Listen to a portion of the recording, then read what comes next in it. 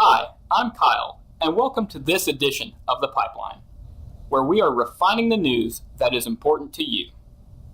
The shale gas revolution is only just beginning, but according to one leading analyst, the UK and Europe have failed to capitalize within the global energy market and are being left out in the cold. David Thomas, lead oil and gas analyst at Credit Suisse, does not think that the UK is anywhere near catching up with the United States. He said that you have to look at how much volume is currently being produced by the United States and the fact that it is easy for the US to continue with its shale production. The US has embraced shale gas production wholeheartedly, leading to the fall in domestic gas prices and making it possible for the United States to achieve energy independence by 2035. According to the International Energy Agency.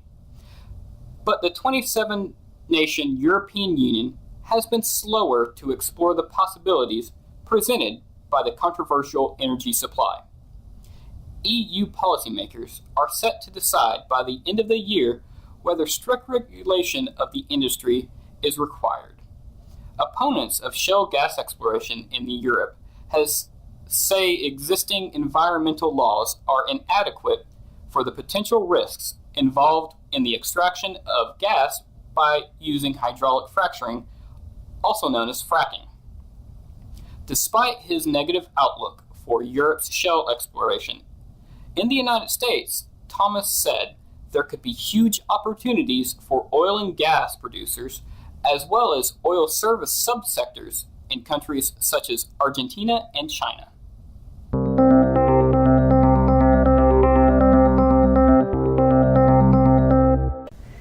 If anyone had lingering doubts about where California Governor Jerry Brown stands on fracking, the state's top oil and gas regulator removed them on Friday. Speaking at a panel discussion on fracking, the head of California's Department of Conservation, Mark Nekodom, said that the government backs the oil production technique. The department that Nekodom leads includes California's main agency for regulating oil and gas drilling. The panel discussion was part of a regional meeting for the American Chemical Society. But Brown's support shouldn't come as a surprise to anyone following the politics of fracking in California. The government has resisted pressure from his supporters in the environmental community to slap a moratorium on fracking or impose an outright ban. Last month, he signed a fracking regulation bill that many environmentalists opposed as too weak. And the oil and gas industry didn't like it much either. Many environmental groups, including the Natural Resources Defense Council and the Sierra Club, are calling on Brown to impose a moratorium on fracking.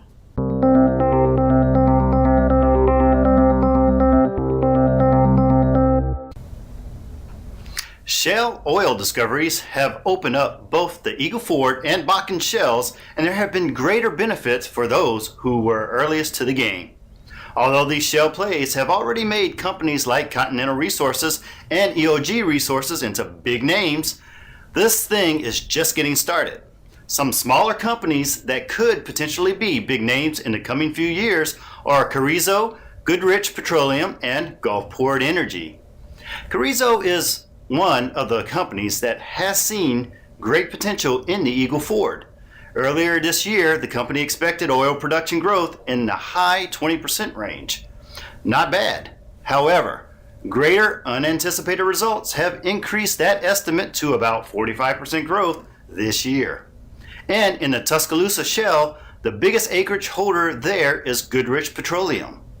Goodrich's position is about 320,000 net acres. Goodrich is sitting on some very oily acreage, and if other parts of this shale end up being even close to as good as the initial test wells, the Tuscaloosa Shale is going to be a very big play.